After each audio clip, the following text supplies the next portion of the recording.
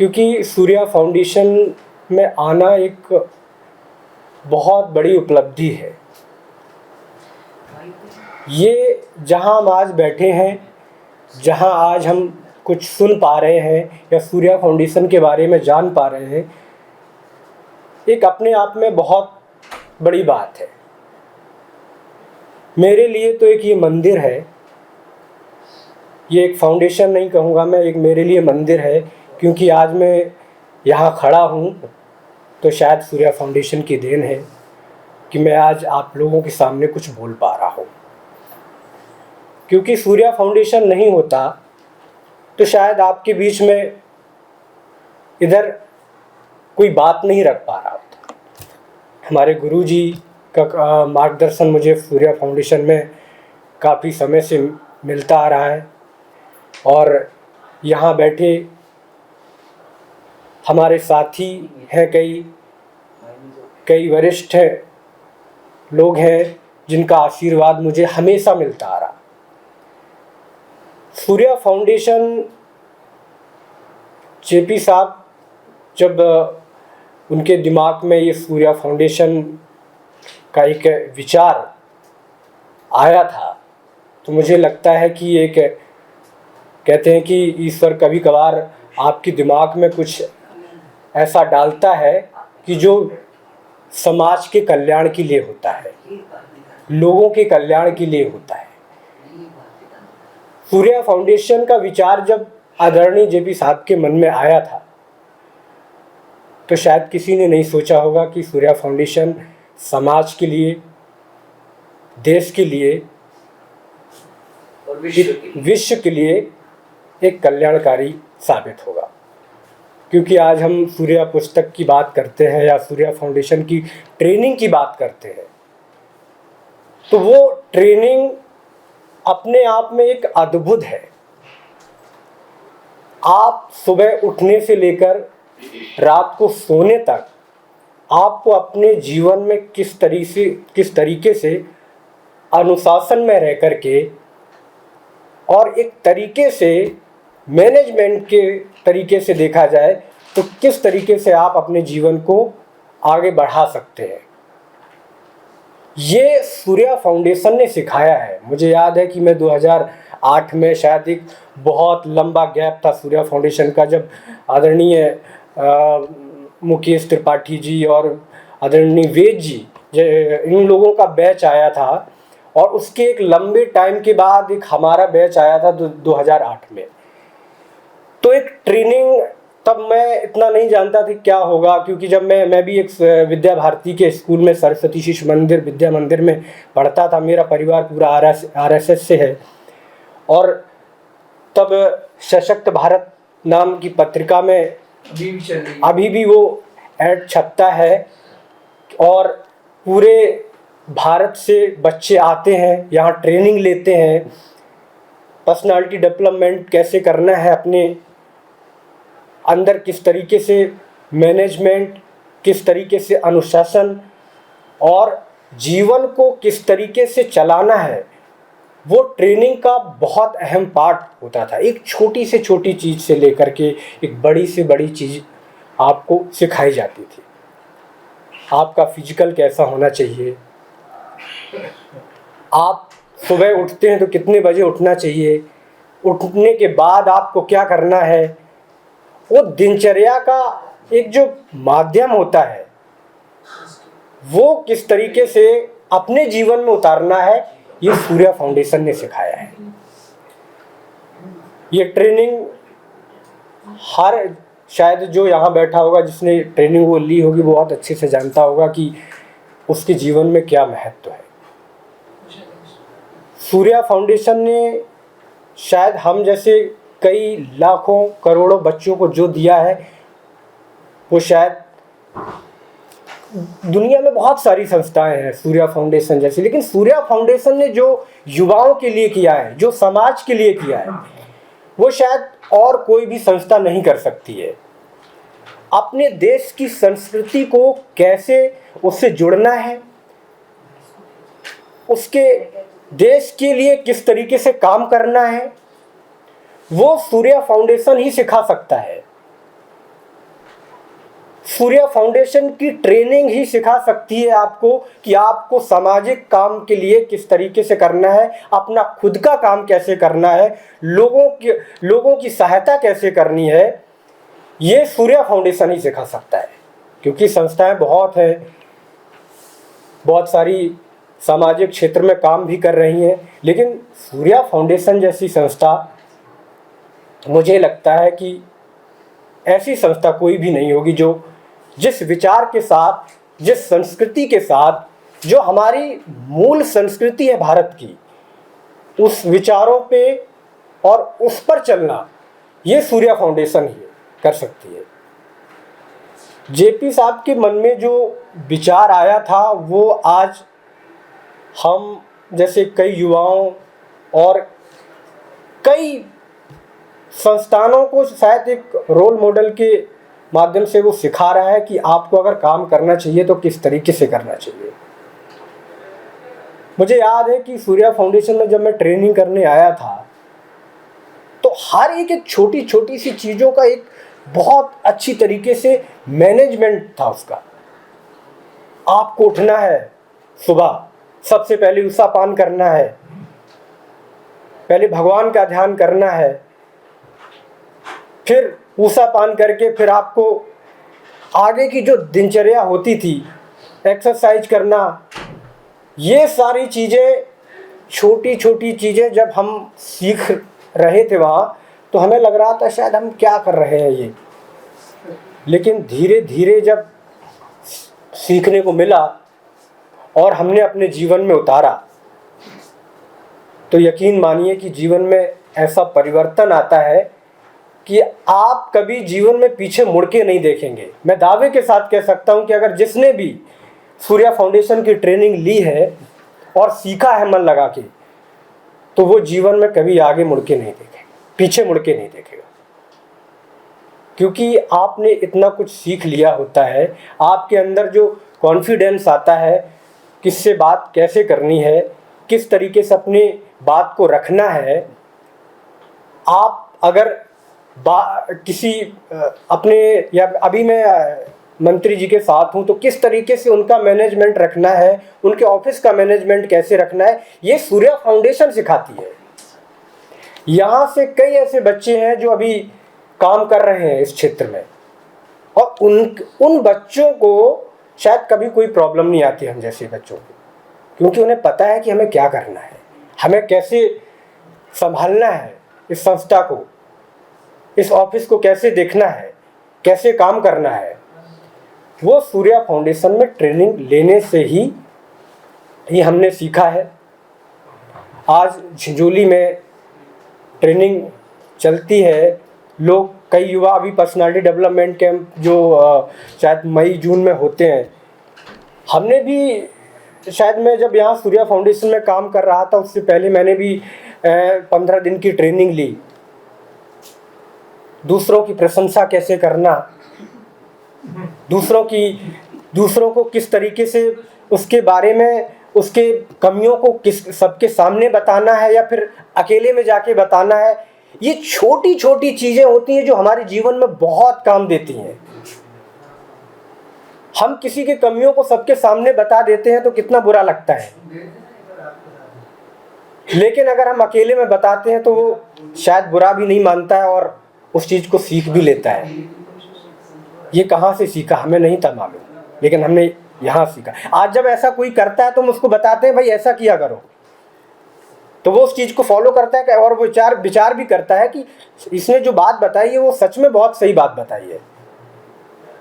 आपके संबंध दूसरों से कैसे रहेंगे और कैसे उनको रखना है, ये आपके ऊपर निर्भर करता है। आपका व्यवहार कैसा होना चाहिए,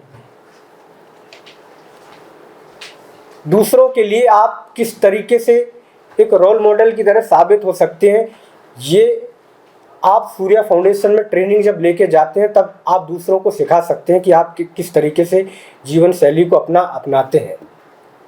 सूर्या फाउंडेशन में मुझे शायद, मैंने 4 से 5 सालों तक यहाँ काम किया। मैंने पश्चिम बिहार में रह के भी काम किया है। INO जो नेचुरोपैथी ऑर्गेनाइजेशन है उसमें भी काम किया मैंने। काम करते करते बहुत कुछ सीखने को मिला। और जब आप काम करते करते इतना अनुभव प्राप्त कर लेते हैं तो आपको आगे चल के आप किसी भी संस्था में, मैंने मीडिया में भी काम किया, चैनल में भी काम किया, सबसे बड़ी खास बात अगर मानता हूं तो सूर्या फाउंडेशन में जब मैं ट्रेनिंग कर रहा था और मुझे नहीं पता था कि मेरे अंदर क्या है। सबके अंदर कोई ना कोई एक टैलेंट होता है, कहते हैं प्रतिभा होती है, लेकिन वो अपनी समझ नहीं पाता है। लेकिन सूर्या फाउंडेशन में जब मैं आया और मैंने एक चापीकर बंधु नाटक होता था तो उसमें मुझे बोलने का थोड़ा अच्छा लगता था कि माइक पे बोलना है, तो बैकग्राउंड आवाज़ देता था। अभी जब चैनल में भी काम करता था, अभी बहुत लंबा टाइम हो गया है चैनल छोड़े हुए, क्योंकि अभी मैं मंत्रालय में काम कर रहा हूँ, तो वहाँ वॉइस ओवर करना, एंकरिंग करना, ये एक जो बीज पनपा मेरे अंदर, वो सूर्या फाउंडेशन की देन थी। लोग बोलने लगे यार तुम तो मीडिया में जा सकते हो, तुम तो जर्नलिज्म के क्षेत्र में जा सकते हो। तो मुझे लगा कि हाँ सच में मैं कर सकता हूँ, और मैंने अपने आप से वादा किया कि मैं टीवी पे आके दिखाऊंगा, मैं ब्रॉडकास्टिंग चैनल में एंकरिंग करूंगा। और मैंने वो करके आया। मैं 1 साल मैंने ब्रॉडकास्टिंग चैनल में एंकरिंग की।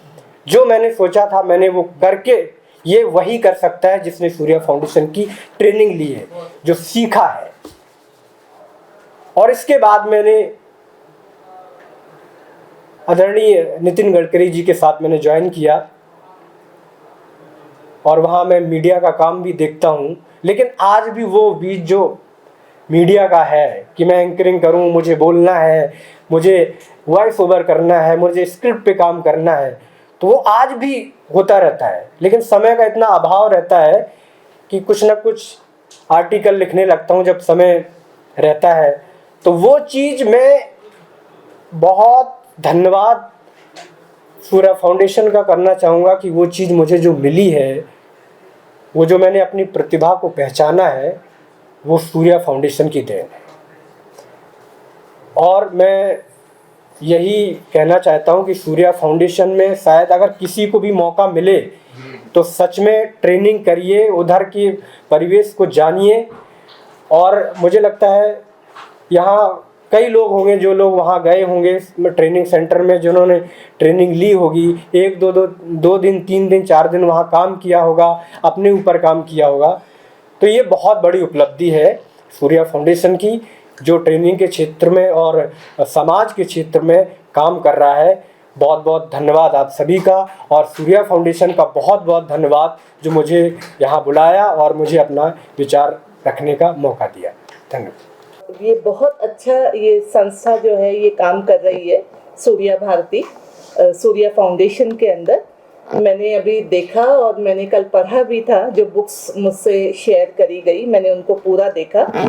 तो बहुत ही अच्छा कार्य जो है ये इस फील्ड में हो रहा है कि कैसे हम जो है बच्चों का बोझ हम कम कर सकते हैं, और कैसे हम सारे जितने भी सब्जेक्ट्स हैं, अलग अलग जो किताबें हैं, वो बच्चा कैरी करता है और उसको वो इंटीग्रेट नहीं कर पाता और अपनी इंफॉर्मेशन को ढंग से समझ भी नहीं पाता कि जो हम पढ़ रहे हैं उसका यूज़ क्या होगा।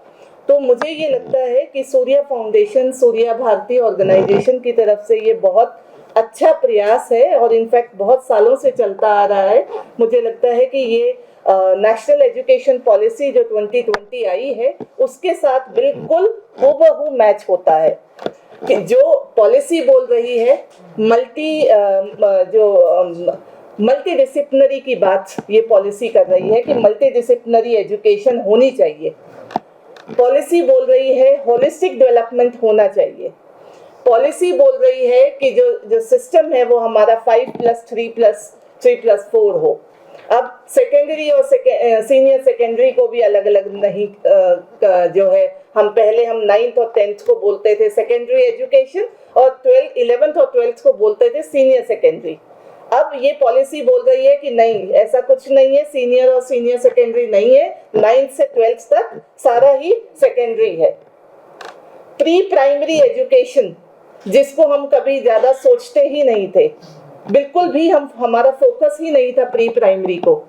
और हम ये भूल गए थे कि जो बच्चा 3 साल का होता है, जो 2 साल का है, 3 साल का है, 4 साल का है, वो एक ऐसी स्टेज है जहां पर हम रियल मायनों में बच्चे की ग्रोथ कर सकते हैं। वहां पर हमें सबसे ज्यादा जरूरत है ये समझने की कि बच्चे की चाहत क्या है, वो क्या चाहता है आपसे। इससे पहले कभी भी जो पॉलिसीज हालांकि बहुत आई हैं, 86 की पॉलिसी आई थी हमारी, फिर 92 में प्रोग्राम ऑफ एक्शन आया, और 34 इयर्स के बाद, 34 साल के बाद ये पॉलिसी आई, नेशनल एजुकेशन पॉलिसी 2020। 34 साल के बाद इतना इंतजार हमें करना पड़ा कि एक पॉलिसी आए जो हमें मार्गदर्शन दे, रिकमेंडेशंस दे, और पूरा जो है गवर्नमेंट सिस्टम और एजुकेशन सिस्टम उस पर काम कर सके।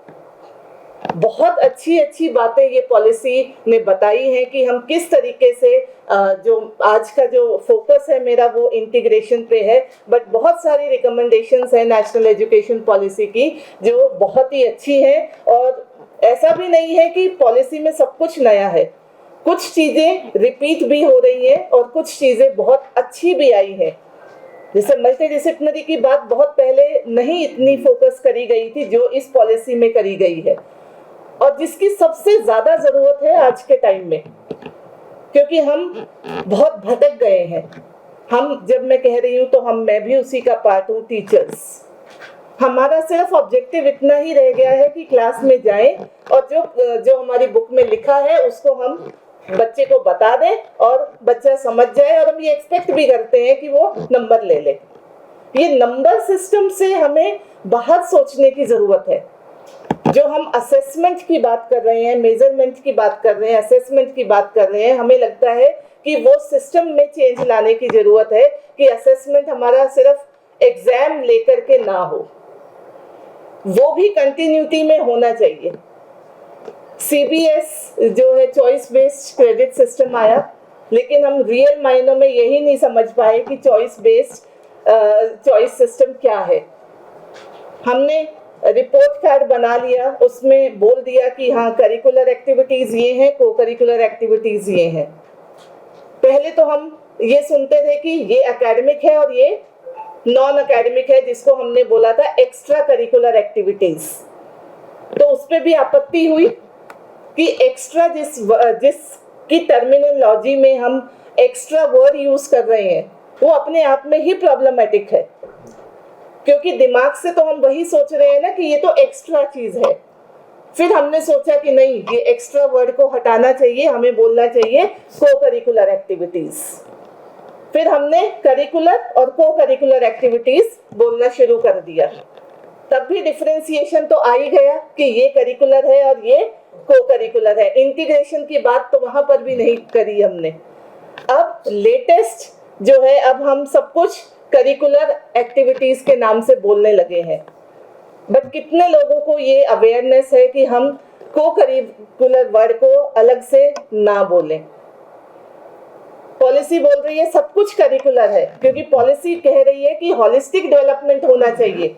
होलिस्टिक डेवलपमेंट बच्चे का तभी होगा जब हम उसके इंटेलेक्चुअल डेवलपमेंट के बारे में सोचेंगे। हम ये सोचेंगे कि उसका इमोशनल डेवलपमेंट भी उतना ही जरूरी है, उसका सोशल डेवलपमेंट भी उतना ही जरूरत है, उसी की ज्यादा जरूरत है स्पिरिचुअल की, स्पोर्ट्स की। बच्चा हर चीज में बहुत अच्छा करे, तभी होलिस्टिक डेवलपमेंट होगा। और शायद तभी हम ये जो करिकुलर और को करिकुलर एक्टिविटीज को जो हमने डिवाइड किया हुआ है उसको भी इंटीग्रेट करने की जरूरत है। साथ साथ जैसे अभी सर बता रहे थे कि हमने कितने लोगों ने जो है पॉलिसी को पढ़ा है। हमें पता है कि ये 2020 में ये पॉलिसी आई थी, जुलाई में, 29 जुलाई को 2020 में आई थी। उससे पहले 2019 में ये पब्लिक डोमेन में जो है पॉलिसी थी, और मिनिस्ट्री ऑफ एजुकेशन ने ये ओपन किया था कि कोई भी सुझाव है तो आप अपने सुझाव इस पॉलिसी से रिलेटेड आप हमें दे सकते हैं। 1 साल तक वो ड्राफ्ट जो है वो पहले 6 महीने के लिए सजेशंस मांगे गए, फिर उनको इनकॉर्पोरेट किया गया और फाइनल शेप में जो सिर्फ ही 64 पेज की पॉलिसी है, यदि आप देखेंगे उसमें स्कूल एजुकेशन के बारे में बताया गया है कि स्कूल एजुकेशन में हमें क्या क्या चेंजेस लाने की ज़रूरत है, टीचर एजुकेशन और हायर एजुकेशन। ऑल्दो यदि हम कहें कि टीचर एजुकेशन जो है वो हायर एजुकेशन का ही पार्ट है, लेकिन टीचर एजुकेशन को हम फोकस इसलिए करते हैं कि क्योंकि ये एक ऐसा डोमेन है जो हमें टीचर्स को तैयार करता है। अभी हम इंटीग्रेशन की बात कर रहे थे, एक प्रोग्राम सर ने बोला बीए बीएड 4 साल का प्रोग्राम, वो इंटीग्रेशन हर जगह हो रहा है। कैसे हो रहा है? जब हम बोल रहे हैं बीए बीएड, बच्चा बीए तो पढ़ ही रहा है, बीए के सब्जेक्ट पढ़ रहा है, साथ साथ बीएड भी कर रहा है, तो 4 साल के कोर्स में इंटीग्रेटेड कर दिया। पिछले साल ये प्रोग्राम शुरू हुआ, BA BEd, BCom BEd, BSc BEd. ये तीनों ही प्रोग्राम लास्ट ईयर पूरी कंट्री में शुरू हो चुके हैं।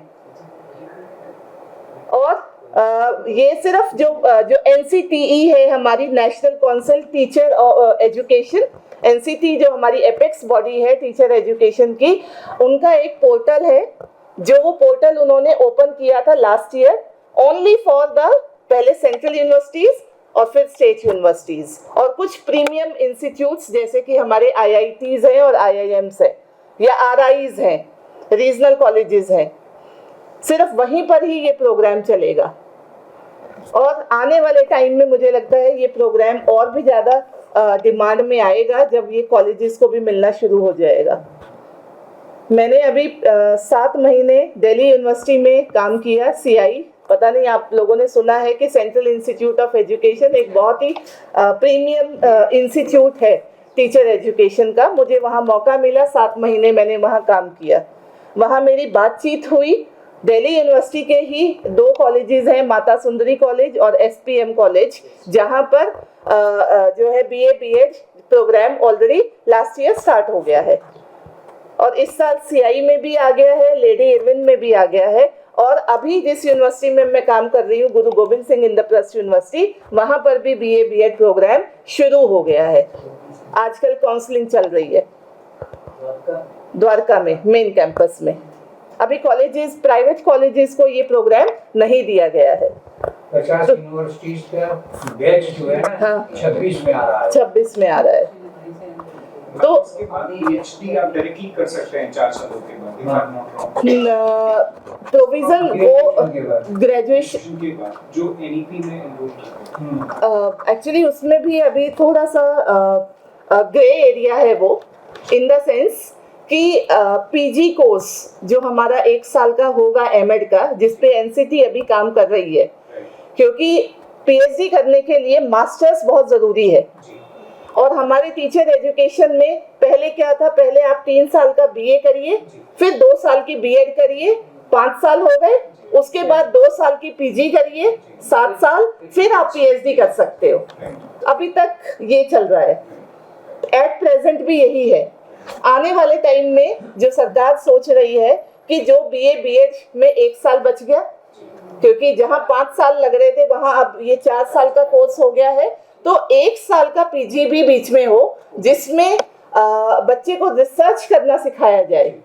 अब बहुत सारी यूनिवर्सिटीज क्या कर रही हैं, ये जो 4 साल का प्रोग्राम है बीए बीएड, इसके 4th ईयर में रिसर्च कंपोनेंट को ऐड कर रही हैं, इंटीग्रेट कर रही हैं कि कैसे आप ग्रेजुएशन के साथ, टीचर ट्रेनिंग प्रोग्राम के साथ साथ आप कैसे रिसर्च कर सकते हैं, करना सीखें। हाँ, करना सीखें। थ्योरेटिकल पार्ट जो है उसका एक नेसेसरी कंपोनेंट बना दिया गया है। कुछ यूनिवर्सिटी जैसे दिल्ली यूनिवर्सिटी में अभी हमने करिकुलम बनाया है, करिकुलम हमारा अप्रूव हो गया है एकेडमिक काउंसिल से, उसमें 4th ईयर में रिसर्च का कंपोनेंट है, लेकिन स्टिल दिल्ली यूनिवर्सिटी भी बोल रही है 1 साल का पीजी तो बीच में जरूरी होना चाहिए।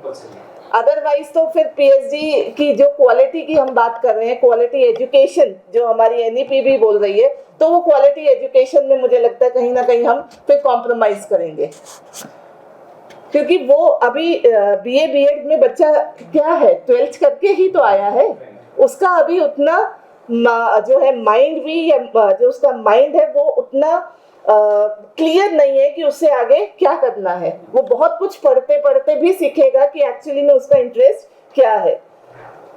बहुत ज़रूरी तो नहीं है ना कि हर स्टूडेंट ही पीएचडी करना चाहे, सबका अपना अपना, जब हम इंडिविजुअल डिफरेंसेस की बात करते हैं कि सब एक जैसे नहीं होते, all are not alike, they all have their own interest, their mind, तो उसके हिसाब से उतनी फ्रीडम हर बच्चे को मिलनी चाहिए ये सोचने के लिए कि वो आगे क्या करना चाहता है। तो अब मुझे लगता है कि हम अपने टॉपिक पर आ जाते हैं, जो हमारा आज का मेन जो आज हमें बातचीत करनी है आपस में, that is inter and intra integration among school subjects. Integration तो मुझे लगता है हम काफ़ी अभी बातचीत कर रहे थे कि इंटीग्रेशन से हमारा क्या मतलब है, कि हम सब चीज़ों को एक साथ लेकर के चलें, हमारा मेन पर्पस यही है।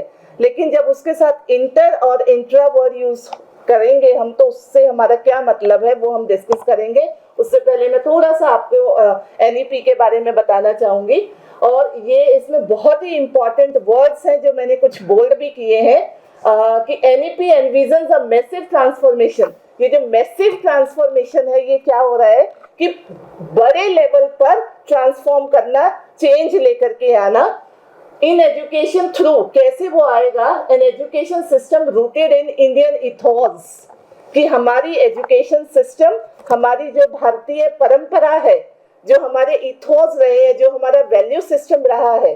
हमारे यहाँ तक्षशिला था, नालंदा था, ये यूनिवर्सिटीज हमारे यहाँ थी जो बहुत ही रिच थी। We were very rich in heritage and students from all over the world they used to come अस।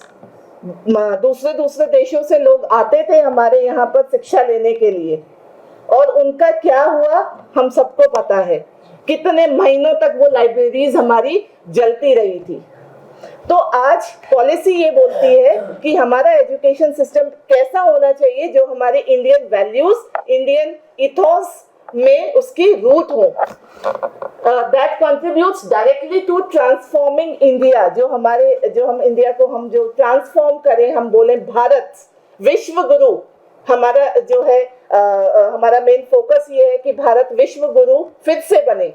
उसके लिए हमें क्या करना पड़ेगा? सबसे पहले एजुकेशन सिस्टम को इतना स्ट्रॉन्ग करना पड़ेगा। Sustainability into equitable and vibrant knowledge society. ये भी नहीं कि सिर्फ एक ही डायरेक्शन में बढ़ते चले और बाकी चीजों को हम भूल जाएं। हम सस्टेनेबल डेवलपमेंट की बात साथ साथ करें।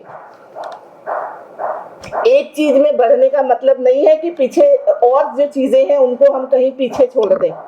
हमें सस्टेनेबिलिटी का ध्यान हमेशा रखना है कि किसी भी तरीके से किसी चीज का नुकसान ना हो और सबको साथ लेकर के चले, इक्विटेबल रहे सब कुछ, तभी हम अपने सस्टेनेबल डेवलपमेंट गोल्स को अचीव कर पाएंगे। By providing high quality education, जिसकी बात हम सुबह से कर रहे हैं और सबने आई थिंक गोविंद जी ने भी फोकस किया, शर्मा सर ने भी जो है फोकस किया, और जो है मैंने अभी सुना उनका अनुज मिश्रा जी ने भी उस चीज को हाईलाइट किया, और विजय जी ने भी। क्वालिटी एजुकेशन की बात अभी तक जो भी मंच पर आए हैं सबने बात करी है, वही एनईपी का मेन पर्पस है और मकसद भी है। To all thereby India a global knowledge superpower, जिसकी अभी हम बात कर रहे थे, विश्व गुरु, कि हमारा भारत कैसा बने, विश्व गुरु बने, जहां पर नॉलेज हब हो। हमारे बच्चे दूसरे देशों में जाना छोड़ दें। हमारी अपनी कंट्री बहुत रिच है, बहुत यहाँ पर एक्सपोजर है। समझने की जरूरत है कि हम कैसे करें। एनईपी जो है उसकी 5 पिलर्स हैं। ये जो 64 पेजेस का डॉक्यूमेंट है, इसमें 5 चीजों पर फोकस किया गया है: access, equity, quality, affordability and accountability. आप कोई भी ऑब्जेक्टिव देखिए पॉलिसी का, सब इसी से रिलेटेड है। एक्सेस, सबको एक्सेस मिले, जो पढ़ना चाहता है वो इसलिए ना पढ़ पाए कि उसके पास अपॉर्चुनिटीज नहीं है। सबको एक्सेस मिलना चाहिए, चाहे वो किसी भी लेवल पे हो, गरीब बच्चा हो, एवरेज फैमिली का हो, रिच के लिए तो प्रॉब्लम कभी पहले भी नहीं थी। तो हमें तो उस सोसाइटी के उस पार्ट को ज़्यादा फोकस करना है जहाँ पर अपॉर्चुनिटीज कम है। और इसीलिए पॉलिसी भी बोल रही है कि कुछ 10 किलोमीटर के अंदर अंदर सब जगह स्कूल हो, यूनिवर्सिटी हो, कॉलेज हो। सर ने बात करी लैंग्वेज की। लैंग्वेज जो है वो बैरियर नहीं होना चाहिए। तो पॉलिसी में बहुत क्लियरली लिखा हुआ है कि हर डिस्ट्रिक्ट में, हर स्टेट में एक ऐसी यूनिवर्सिटी हो जो वहाँ की लैंग्वेज को प्रमोट करे और बच्चा ये ना मतलब हेजिटेट ना करे कि मुझे दूसरी स्टेट में जाना पड़ रहा है, वहाँ पर वो लैंग्वेज उसका बैरियर बन जाए। मातृभाषा मतलब जो जिस भाषा का प्रयोग करके वो सीखा है, 12th तक वो पढ़ा है, तो उसके बाद 12th के बाद उसको उतनी ही अपॉर्चुनिटीज मिले कि वो अपनी लैंग्वेज में आगे पढ़ाई को पूरा कर सके, जिसमें एनसीईआरटी बहुत काम कर रही है। एनसीईआरटी में ही एक CIET है, आपने सुना है, central institute of educational technology. CIET वो क्या कर रही है, सारी बुक्स को अभी 20 भाषाओं में ट्रांसलेट हो गई हैं बुक्स स्कूल एजुकेशन में। वहाँ पर दीक्षा एक प्लेटफॉर्म है, दीक्षा ऑनलाइन प्लेटफॉर्म है, निष्ठा है, ई पाठशाला है, PM श्री योजना है। ये सभी जो है these all are the initiatives which are taken by government to promote the multilingualism। तो अब भाषा बैरियर नहीं रहेगी, बच्चा जिस लैंग्वेज में पढ़ना चाहता है वो उस लैंग्वेज में पढ़ेगा। जो हमारी NTA है, नेशनल टेस्टिंग एजेंसी, NTA भी जो एंट्रेंस टेस्ट ले रही है वो 15 भाषाओं में वो टेस्ट ले रही है, अलग अलग, तेलुगु में, तमिल में, वो सब ट्रांसलेट हो गया है। इसीलिए कि बच्चे को कोई भी लैंग्वेज उसके लिए बैरियर ना बने, रुकावट ना बने। Equity, equality, affordability, accountability. I think accountability जैसे जैसे हम बड़े होते हैं तो हम भूल जाते हैं कि what we are accountable for, हमारी जिम्मेदारी क्या है। हम टीचर हैं तो हमारा पर्पस क्या है, सिर्फ पैसा कमाना। आप किसी संस्थान में नौकरी करते हैं तो सिर्फ पैसा कमाने के बारे में हम सोचते हैं, हम ये कहीं ना कहीं ये भूल जाते हैं कि हमारी मॉरल ड्यूटी क्या है, तो हमें उसको भी ध्यान में रखना है। लैंग्वेज पॉलिसी, मैंने NEP के सारे पॉइंट्स नहीं लिए हैं क्योंकि यदि हम 64 पेजेस के डॉक्यूमेंट के सब एस्पेक्ट्स को लेंगे तो फिर एक पूरा दिन भी कम पड़ेगा। तो मैंने कुछ चीज़ें हाईलाइट करी हैं जो कि हमारे आज के इंटीग्रेशन टॉपिक के साथ रिलेट करती हैं। जैसे कि लैंग्वेज पॉलिसी, जो जिसमें सबसे पहली बात करी गई है कि एम्फेसिस जो है वो लोकल लैंग्वेज पे करना है, वो भी फाउंडेशन स्टेज पे, कि बच्चे को ये ना लगे कि मैं पता नहीं कहाँ आ गया। वो स्कूल में जाके भी उसको बिलोंगिंगनेस फील हो, वो तभी होगी जब आप उसी की भाषा में उससे बात करेंगे। Local medium of instruction till class 5 बहुत क्लियर कट NEP पॉलिसी में बोला गया है। Inclusion of at least 2 languages in the curriculum, कम से कम 2 भाषाएं होनी चाहिए, जो पहले भी थी बट अब जो है इस पे बहुत ज्यादा फोकस किया गया है। साउथ में सिर्फ एक ही लैंग्वेज को प्रमोट कर रहे थे, now they have also included. Early childhood care and education, जिसको हमने बहुत मैं ये नहीं कहूँगी कि हमने कुछ नहीं किया, बहुत कुछ किया भी है, लेकिन इस पॉलिसी के आने के बाद हम और ज़्यादा कर रहे हैं। Universal access to high quality education at early stage, foster creativity and teamwork, जिसकी बहुत ज़्यादा ज़रूरत है जब हम इंटीग्रेशन की बात करते हैं। मिलजुल के काम करना, टीम वर्क, हम बड़े भी भूल गए हैं। हम बच्चों को क्या सिखाएंगे, हम अपना काम कितनी टीम के साथ मिलके करते हैं। We are hiding our facts, हम ये चाहते हैं कि हम अकेले अकेले अकेले बढ़ते जाए। टीम वर्क को तो कहीं हमने पीछे छोड़ दिया है। और जो स्टूडेंट्स, जो बच्चे होते हैं, वो टीचर को अपना रोल मॉडल मानते हैं। तो हम जिस तरीके से स्कूल्स में जैसे हम बिहेव करेंगे, जैसे हम बातचीत करेंगे, जो बच्चे हम में देखेंगे वही उसको फॉलो करेंगे। तो बहुत ज़रूरी है हमें इन चीज़ों का ध्यान रखना। Facilitate student physical, social, emotional, cognitive development. हमारा जब हम ये अभी इंटीग्रेशन की मैंने जो ये बुक देखा वो बहुत अच्छा बुक लगा, इन द सेंस कि आप हर पेज में, मैं देख रही थी तो कुछ ना कुछ क्रिएटिविटी नज़र आ रही थी। अभी तो टेबल सर ने खुद ही बता दिया, हमने उस डायरेक्शन में कभी नहीं सोचा कि हम टेबल बच्चे को इस तरीके से भी सिखा सकते हैं, डिफरेंट वेज किए। बट मुझे लगता है ये मेरे लिए भी लर्निंग है। हम बोलते हैं ना लाइफ लॉन्ग लर्निंग की बात कर रहे हैं, हम बोल रहे हैं हर दिन हम नया सीखते हैं। मैंने भी बहुत कुछ सीखा, चाहे ये बहुत छोटी छोटी चीजें हैं, बट इट्स अ लर्निंग। हम हमेशा लाइफ लॉन्ग लर्नर हमें बन के रहना चाहिए, क्योंकि हर एक नया दिन हम नया सीखते हैं। यहाँ पर मैं बताना चाह रही थी आपको कि हम जब बुक्स तक ही सीमित रह जाते हैं कि इंग्लिश की क्लास है, ये इंग्लिश का सब्जेक्ट है, ये मैथ्स का सब्जेक्ट है, और कई बार क्या होता है किसी कारण से, किसी भी रीजन के कारण हमारा सिलेबस एग्जाम से पहले कंप्लीट नहीं हुआ, तो हम क्या बोलते हैं, ओके कोई बात नहीं, गेम्स पीरियड ले लेंगे, मॉर्निंग असेंबली कैंसिल कर देंगे, टाइम बचेगा उस टाइम में हम अपना सिलेबस कंप्लीट करा लेंगे। व्हाई? ऐसा हमें सोचने की जरूरत, हम ऐसा सोचते क्यों हैं? इसका मतलब हम कहीं ना कहीं गेम्स को, मॉर्निंग प्रेयर को हम इम्पोर्टेंस कम दे रहे हैं।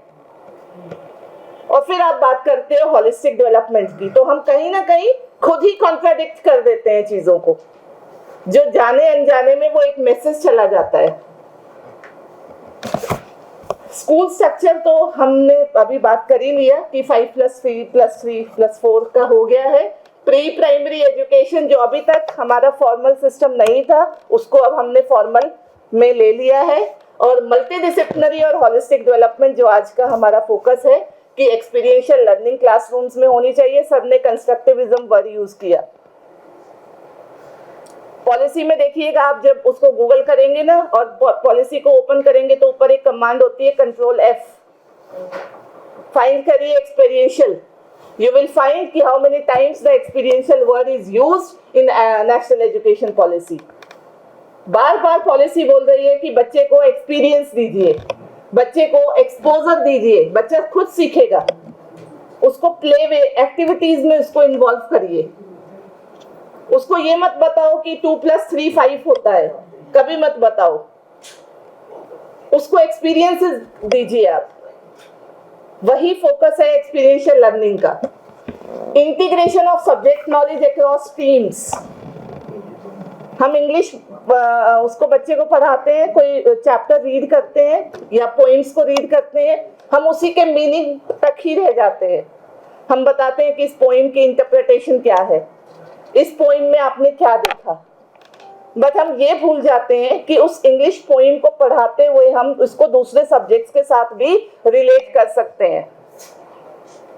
मैथमेटिक्स में हम अलजेब्रा बताते हैं, लेकिन ये नहीं बताते कि अलजेब्रा आपकी रियल लाइफ में यूज कहाँ होगा, आप कब यूज कर सकते हो।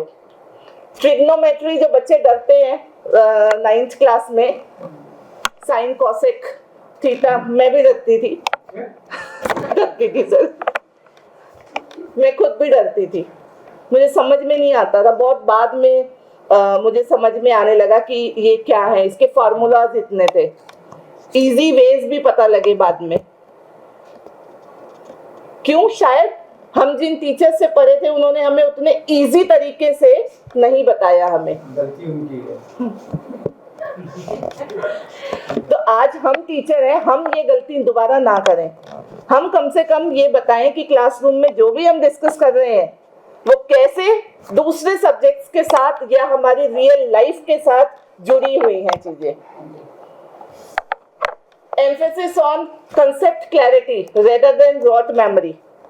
रॉट मेमोराइजेशन पे हमारा फोकस रहता है, रटो रटो रटो, रट लो ताकि आंसर दे दो और नंबर आ जाए, समझ में आए या ना आए। केमिस्ट्री, फिजिक्स, बायोलॉजी के फॉर्मूलेज हम रटवा देते हैं बच्चों को, लेकिन एक्चुअली में उनको यही नहीं पता होता कि इसको रियल लाइफ में यूज कैसे करना है।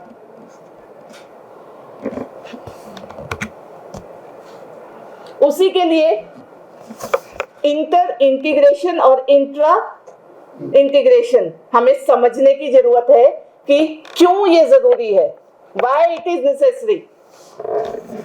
इंटर इंटीग्रेशन एक ही लाइन में आपको मीनिंग क्लियर हो जाएगा कि ये जो अप्रोच है focus is on connecting different subjects to enhance learning.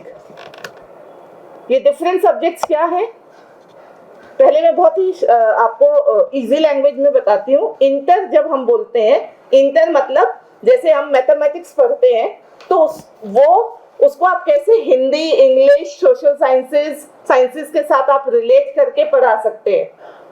और जब हम इंट्रा बोलते हैं, इंट्रा में मैथमेटिक्स के, मान लो एक कंसेप्ट आपने मैथ्स में अलजेब्रा लिया, आपने एडिशन लिया, आपने सब्ट्रैक्शन लिया, उसके विद इन उन आपस में उनका क्या रिलेशन है, क्यों हम एडिशन सब्ट्रैक्शन सीखते हैं अलजेब्रा के लिए,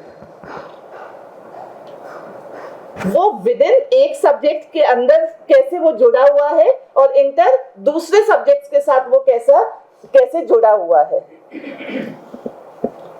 it involves teaching concept span multiple disciplines. ये मल्टीपल डिसिप्लिन्स जो मैंने अभी बताया आपको कि एक सब्जेक्ट दूसरे सब्जेक्ट्स के साथ कैसे इंटीग्रेटेड है और कैसे हम उसको पढ़ा सकते हैं। Showing how they are interlinked, like linking mathematics, ये एग्जाम्पल लिखा है मैंने कि मैथमेटिक्स को फिजिक्स के साथ कैसे रिलेट करके आप बच्चे को बताएंगे, हिस्ट्री को लिटरेचर के साथ कैसे रिलेट कर सकते हैं, स्टूडेंट्स को कैसे कॉम्प्रिहेंसिव आप नॉलेज अंडरस्टैंडिंग दे सकते हैं। कॉम्प्रिहेंसिव होता है जब सारी चीजें, सारे सब्जेक्ट्स की इकट्ठी नॉलेज एक साथ आप बच्चे को दे रहे हो। ये कॉमन लर्निंग जो है डिफरेंट सब्जेक्ट्स पर इसका फोकस रहता है और हॉरिजॉन्टल इंटीग्रेशन की बात करता है कि अलग अलग चीजें हैं लेकिन हम साथ में उनको लेकर के चल रहे हैं।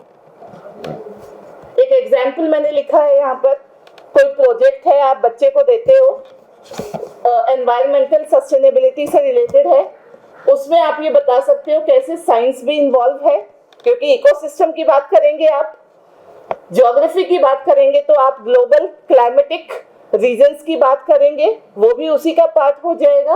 और साथ साथ सोशल साइंसेस कि हमारा एनवायरमेंटल पॉलिटिक्स क्या है, कैसे चेंज होता है, कितने टाइम में होता है, क्या चीज होती है जिसका इन्फ्लुएंस एक चीज पर होता है। लेकिन हम ये सब कुछ नहीं बताते, हम सिर्फ ये बता देते हैं कि एनवायरमेंटल सस्टेनेबिलिटी क्या है, यहीं तक सीमित रह जाते हैं। और फिर इंट्रा इंटीग्रेशन होता है कि विद इन अ सब्जेक्ट, एक ही सब्जेक्ट के अंदर जो डिफरेंट चीजें हैं उनको आप कैसे रिलेट कर सकते हो। इंग्लिश में होता है ए एन दा, आप बताते हो कि ए कहाँ लगेगा, एन कहाँ लगेगा और दा कहाँ लगेगा। हम बता देते हैं कि ए आई ई ओ यू वर्ड्स हैं, उससे पहले एन लगेगा। क्यों लगेगा?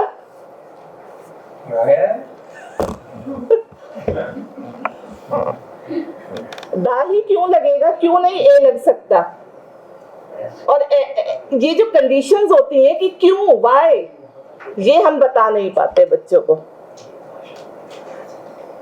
तो बच्चे रट लेते हैं। Unifying concept themes inside a discipline, कि अंदर ही अंदर हमें एक सब्जेक्ट के विद इन जो कंसेप्ट्स हैं उनकी भी अंडरस्टैंडिंग में कमी रह जाती है, क्योंकि हम ही नहीं बताते तो बच्चा अपने आप से कहाँ से सीखेगा। It's our duty to tell all the things. और जो प्राइमरी लेवल का बच्चा है, ठीक है, आप सेकेंडरी हायर एजुकेशन में थोड़ा बहुत ये मान के चल सकते हैं कि बच्चा मैच्योर है, 18 साल से बड़ा हो चुका है, एडल्ट है, तो शायद वो खुद भी कुछ सेल्फ स्टडी कर ले, गूगल को एक्सप्लोर कर ले। आजकल तो एआई टूल्स बहुत हैं, चैट जीपीटी देख ले, फिर चैट जीपीटी में भी फिर वो 3 वर्जन है, 4 वर्जन है, और फिर आजकल तो पीपीटी के सॉफ्टवेयर और बहुत कुछ है जो शायद मुझे भी इतना नहीं पता, आईटी का बंदा और ज्यादा बता देगा। बट इतनी चीजें तो हम एजुकेशन वाले भी यूज कर रहे हैं, वो तो और बुरा हाल होने वाला है।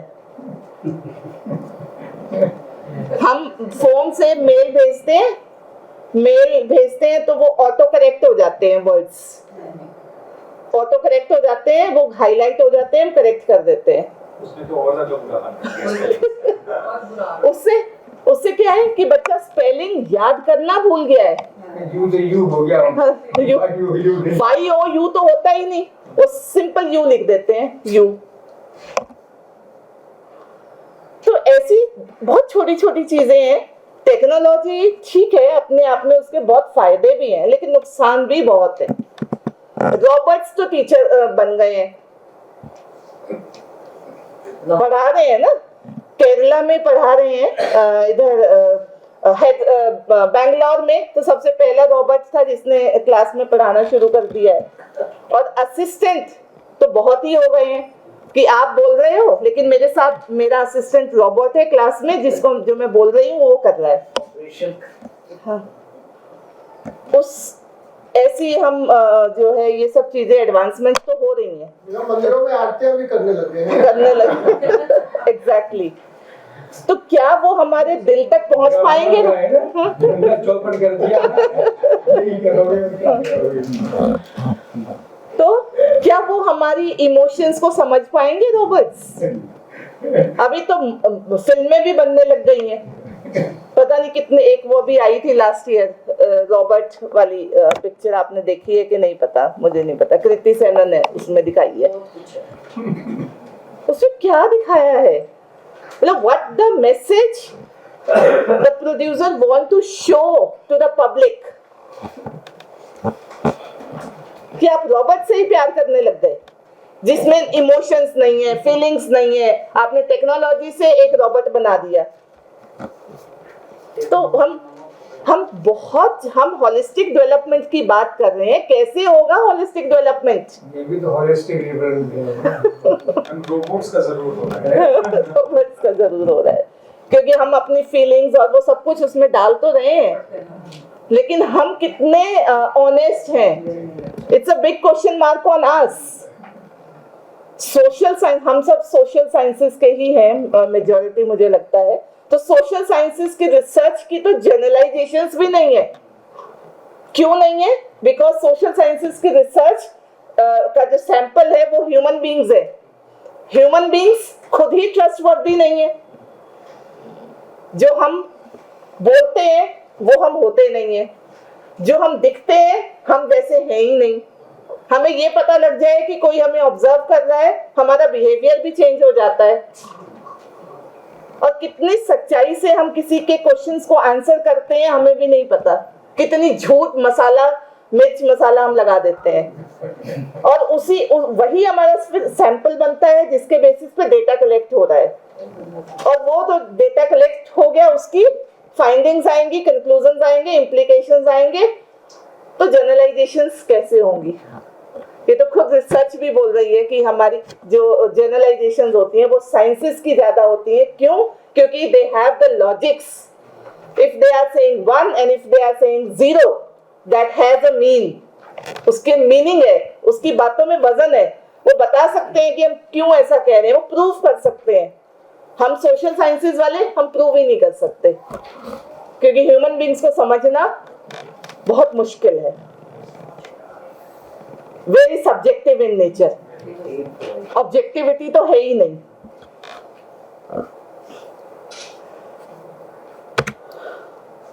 तो फिर क्या हो, इंट्रा और इंटर को हमने अलग अलग समझ लिया, तो हम क्या बोल रहे हैं? हम ये बोलना चाहते हैं कि हमारा करिकुलम कैसा हो, इंटीग्रेटेड करिकुलम होना चाहिए, जो आई थिंक ये बुक जो है ये इसका लाइव एग्जाम्पल है। ये इसमें इंटीग्रेटेड करिकुलम की बात करी गई है हर पेज पर, चाहे वो ABCD हो या 2 अक्षर भी यदि आप बच्चे को पढ़ा रहे हो, क्योंकि ये फर्स्ट क्लास की है। मुझे लग रहा है ये इनिशिएटिव प्राइमरी लेवल पर हो चुका है। At least we have something to see that how integrated curriculum can be developed, but इसकी जरूरत एलिमेंट्री स्टेज पर भी है, इसकी जरूरत सेकेंडरी स्टेज पर भी है।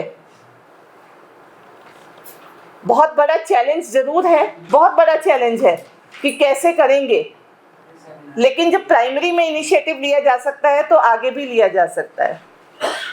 और इसको भी हमें मुझे लगता है कि डिससेमिनेट करने की ज़रूरत है, ये बताने की ज़रूरत है। बहुत लोग नहीं जानते इसके बारे में कि ये भी कोई चीज़ है, कैसे आप करिकुलम को इंटीग्रेट करके बच्चे को पढ़ा सकते हो। बहुत सारे इनिशिएटिव्स लिए जा रहे हैं, वीडियो लेक्चर्स भी हैं, जो अभी CIT की हम बात कर रहे थे, video lectures they are available, teachers are using. घर में हम छोटे बच्चे को खाना खिलाते हैं तो सामने पहले राइम्स चला देते हैं, वो साथ साथ वो बताता रहता है +2 मतलब कितने 2 + 2 4 है।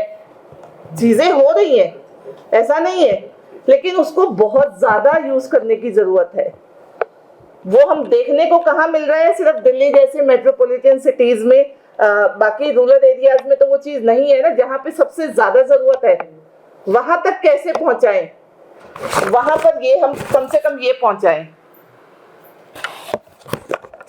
आपको लगेगा इसको देख करके कि अरे क्या है इसमें, तो ये बहुत छोटी छोटी चीजें, ये क्या पढ़ने की जरूरत है, बट मैंने देखा इसमें बहुत चीजें बहुत क्रिएटिविटी के साथ है, जो शायद हम समझ जाएं तो हम हमारे घर में जो बच्चे होंगे आने वाली जनरेशन्स में, हमारे भी बच्चों के बच्चे होंगे, तो हम उनको तो कुछ सिखा पाएंगे। ठीक है, क्लास में तो पॉसिबल नहीं है, क्योंकि क्लास में तो हम PG लेवल के बच्चों को पढ़ा रहे हैं, तो उनको नहीं बता सकते, बट एक बार बता सकते हैं कि लुक दिस ऑल्सो। तो ये इस तरीके का यदि इंटीग्रेटेड करिकुलम होगा तो क्या होगा, हम होलिस्टिक वे, जब मैं होलिस्टिक वर्ड बोल रही हूँ तो उसमें हम सब सारे डेवलपमेंट्स लेके चल रहे हैं, चाहे वो दिल, दिमाग और हमारे फिजिकल, जो हम एक वर्ड यूज करते हैं टीचर एजुकेशन वाले, जो है cognitive, affective, psychomotor domain, physical भी हो, इमोशन भी हो और दिमाग भी हो, तो हम सारी लर्निंग उस तरीके से बच्चों को दे पाएंगे। इंटर रिलेटेडनेस बच्चों को बता पाएंगे कि कैसे एक सब्जेक्ट दूसरे सब्जेक्ट के साथ जुड़ा हुआ है। पार्टनरशिप्स विद फैमिली, बच्चों को बता पाएंगे कि फैमिली की इम्पोर्टेंस क्या है। आजकल तो हम फैमिली की इम्पोर्टेंस भी देना भूल गए हैं बच्चों को। न्यूक्लियर फैमिलीज हैं, बच्चा दादा दादी नाना नानी के साथ रहता ही नहीं है, उसे चाचा ताऊ का पता ही नहीं है, बुआ की क्या इम्पोर्टेंस है घर में। कहीं ना कहीं रिलेशनशिप्स भी पीछे छूट गए हैं। वो बहुत सारी चीजें तो बच्चा फैमिली में भी सीख जाता है। पहले के बच्चे सीखते थे, लेकिन अब नहीं सीखते, कुछ घर में बुआ ही नहीं है ही नहीं, फैमिलीज ही बहुत छोटी हो गई है ना। मौसी भी नहीं है, तो माँ बाप भी नहीं है। और हम तो अपने रियल रिलेशनशिप्स की बात नहीं करते, तो कजन्स को कहाँ इन्वॉल्व करेंगे। नहीं तो यदि रियल सिस्टर नहीं है तो कजन तो होती ही है, किसी ना किसी रिलेशनशिप में मिल जाएगी, बट उनके साथ हम ही नहीं उतना। मुझे लगता है कि शायद टाइम की भी कमी है, और उससे भी ज़्यादा शायद हमारी नज़रिया इन द सेंस इम्पोर्टेंस, कि हम कितना इम्पोर्टेंस दे रहे हैं, उसमें कमी है। इस तरीके की जो इन्फॉर्मेशन है उसमें आपकी जो है लाइफ लॉन्ग लर्निंग, जिसकी हम बात पहले भी कर चुके हैं कि इस तरीके के एक्सपीरियंसेस से लाइफ लॉन्ग लर्निंग को भी हम एनहांस कर सकते हैं। ये लाइफ लॉन्ग लर्निंग से मुझे ध्यान आया, NEP का ही इनिशिएटिव है उल्लास, सुना है? उल्लास में क्या हो रहा है? उल्लास मिनिस्ट्री ऑफ एजुकेशन का प्रोग्राम है, और उस प्रोग्राम में हम वो टारगेट पॉपुलेशन हमारी वो है कि जो 5वीं तक किसी भी कारणवश नहीं पढ़ पाए, तो वो डायरेक्ट अपनी लर्निंग एक इनिशियल लेवल से शुरू कर सकें।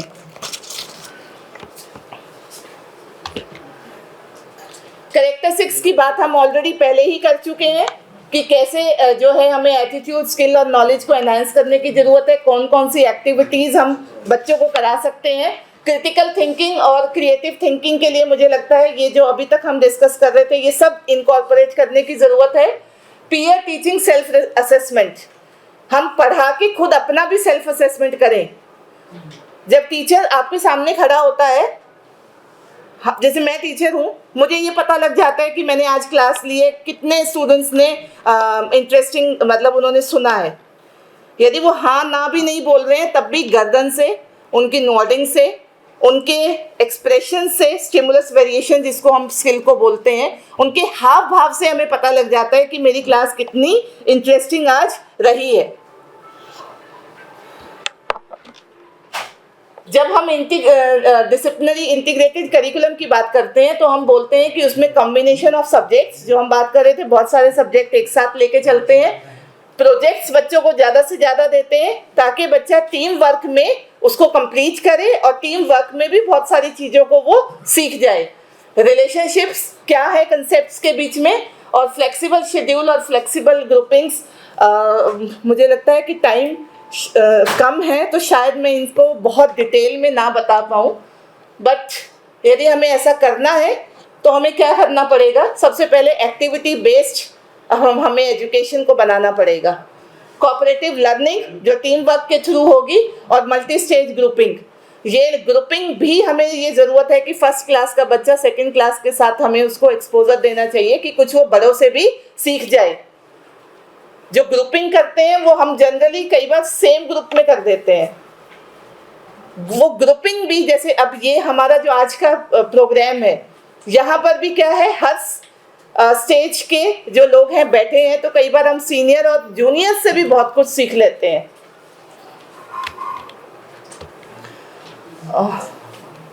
एक बस ये एग्जाम्पल मैं देकर के अपनी बात को ख़त्म करूँगी। ये मैंने एक एग्जाम्पल थोड़ा सोचा कि यदि हम इंटीग्रेशन की बात करते हैं तो हम क्या कर सकते हैं। ये देखिए, ये एक टॉपिक मैंने लिया है सीजन्स, जो हम बच्चों को पढ़ाते हैं, मौसम के बारे में बताते हैं ना। तो साइंस में हम बता देते हैं कि 4 सीजन कौन कौन से हैं, जिसमें बच्चा बता देता है कि विंटर, स्प्रिंग, ऑटम, समर। उसके बाद हम ये पूछें कि जो ये वेदर जो चेंज होता है वो किस सीज़न में होता है, कब से कब होता है, और कौन कौन सी एक्टिविटीज़ या कौन से कपड़े किस सीज़न में पहनने चाहिए। आर्ट्स में हम बोल सकते हैं कि बच्चा जो है उनको ड्रॉ करे, जो सीजन्स हैं कि यदि समर्स है तो उसकी कुछ पिक्चराइजेशन करे, विंटर्स है तो उसकी पिक्चराइजेशन करे, उसमें कलर्स फिल करे कि ग्रीन कलर वो कर दे स्प्रिंग के लिए, वाइट कर दे वो विंटर्स के लिए जब बहुत चिल है, बहुत कोल्ड है। मैथमेटिक्स में उसको ग्राफिक स्किल्स के थ्रू बता दें कि कैसे हो सकता है कि students can count the number of Sunny, cloudy and rainy days कि उस सीज़न में कितने रहे। और लैंग्वेज में बता दें कि उसको ये जो सीजन्स हैं वो पोइम के थ्रू कैसे आप उसको बता सकते हो, इंटरेस्टिंग कर सकते हो। तो ऐसे ही इस तरीके से, और उनसे पूछ लिया जाए कि वो किस सीज़न में क्या करना पसंद करते हैं। तो इस तरीके से चीज़ें जो है इंटीग्रेट हो सकती हैं डिफरेंट सब्जेक्ट्स में। तो दैट्स इट, इतना ही मैं बताना चाहूँगी। और जो मेरा जो मेन पर्पस था दैट इज़ इंटीग्रेशन, कि हम कैसे पढ़ाते हुए ये ना भूलें कि जो भी हम पढ़ा रहे हैं उसको हम रिलेट करें वर्ल्ड के साथ, लाइफ के साथ। हम क्लास में कुछ भी बोलें उसको लेकिन रियल लाइफ के साथ ज़रूर हम इंटीग्रेट करें कि हम इस टॉपिक को क्यों पढ़ रहे हैं। एटलीस्ट ये काम मैं ज़रूर करती हूँ। मैं एमएड के बच्चों की क्लासेस लेती हूँ, मास्टर्स की और पीएचडी की। तो जब भी मैं कोई टॉपिक क्लास में पढ़ाती हूँ तो उससे पहले उनसे ये पूछती हूँ कि ये जो टॉपिक है, सपोज मैंने सैम्पलिंग पढ़ाया कि आज हम सैम्पलिंग पढ़ा रहे हैं, क्यों पढ़ रहे हैं, वाई, ज़रूरत क्यों है उसकी। तो वो बच्चे को यदि समझ में आ जाएगा तो हम इंटीग्रेशन अपने आप करना सिखा देंगे। Thank you very much. नमस्कार।